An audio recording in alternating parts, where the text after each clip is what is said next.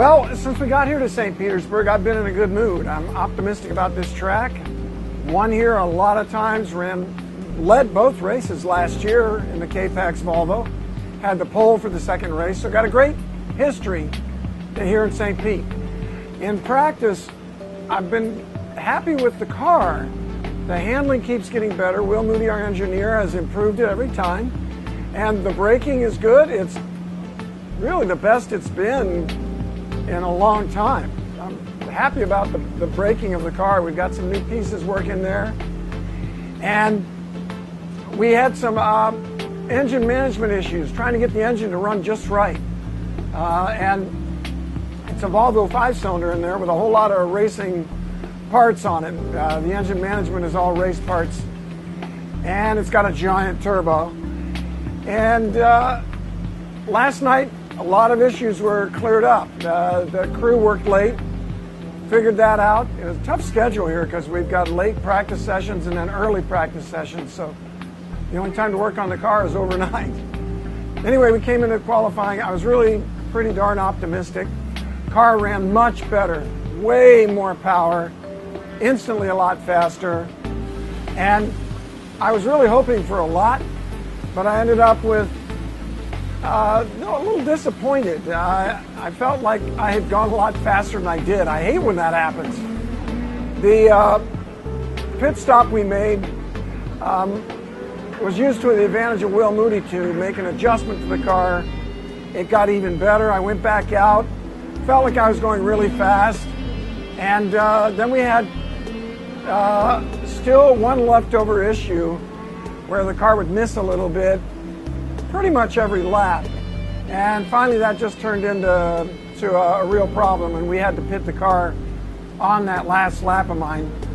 So we've qualified in a reasonably good position, especially with our great starts that the Kpax Volvo always gets. But I personally was hoping for a lot more. So I'm coming out a little bit disappointed. I don't carry that into the race.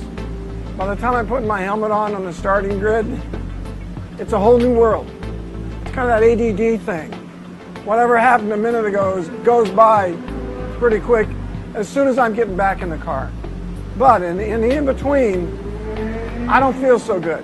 You know, I'm disappointed in my own performance. I wanted to be faster. I thought I was. And I look forward to the race and a chance to redeem myself and get back to the level where I normally run here at St. Petersburg. Yesterday was certainly challenging for me. I have never been here before, and with 52 cars, it's pretty tough to learn the track that way with all that traffic. So I was certainly happy to get into qualifying with all those cars, the other classes out of the way, to put some laps in. And nice to end up in the top 5. Certainly can't sit here and say that I got every little bit out of it. I think there was a couple more tenths in the car probably, but like I said, couple brake zones I hadn't even seen without traffic until qualifying. So, I feel like I did okay with what I had in 15 minutes. Again, happy to be in the top 5. I think the race is going to be challenging. I think we kind of know that we open up with our most difficult track in our cars. Between the tight nature of the course and the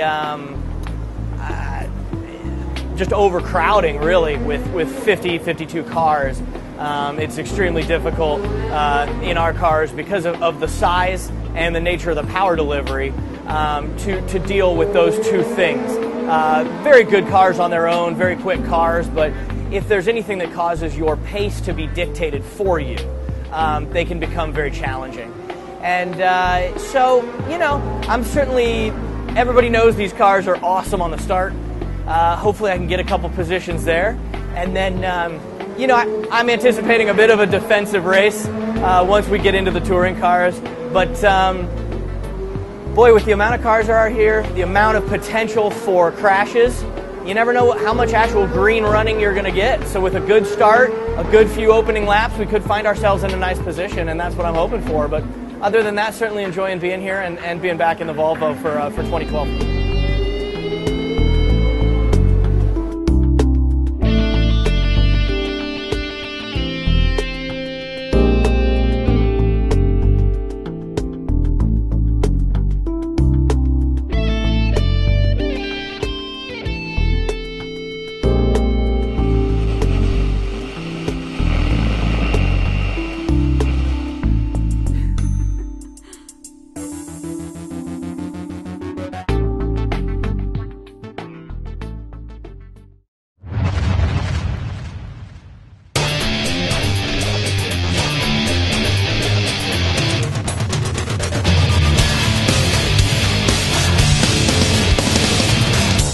to another episode of Racing No Filter. Joining me in sunny California, Bill Wood, and down in sunny Florida, Peter King. We're going to take a look at some of the products HPD has created for the 2012 Honda Civic, and specifically we're going to show you how to install an adjustable sway bar. Until then, folks out there, you take care.